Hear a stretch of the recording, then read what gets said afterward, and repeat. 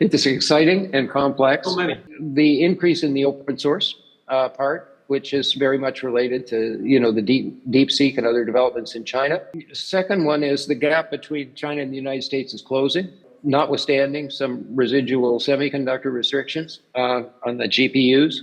And I think that's the result of innovation in, the efficiency of the training of Gen AI models and so on. And third, there's a proliferation of what you might call small models, right? So, in the early days of Gen AI, everybody paid attention to the sort of scaling and the huge models that take, lots of resources to train and lots of electricity. But all the players, both on the Chinese and the American side, are producing, useful smaller models that are a little easier to train, maybe depend on the big models, but then are less expensive to use as well. So I think all of those things are, important and positive developments for the global economy. Take the United States and China as the kind of main players in advancing the frontiers here. I think that's a reasonable assumption. I don't mean there's no activity anywhere else. There's some in Europe and in the UK, and I imagine we'll have more in other parts of the world. But the accessibility of the powerful tools that AI is developing, are becoming, easy. The accessibility is increasing. We'll see stunning breakthroughs in science, and almost immediately, and everywhere, right? So we had the AlphaFold work that received the Nobel Prize. I'm told there's 2.5 million or more biologists all in 100 and some odd countries who pick up this tool and use it to increase their speed of their, research in biomedical science, vaccines, drugs, treatment, et cetera.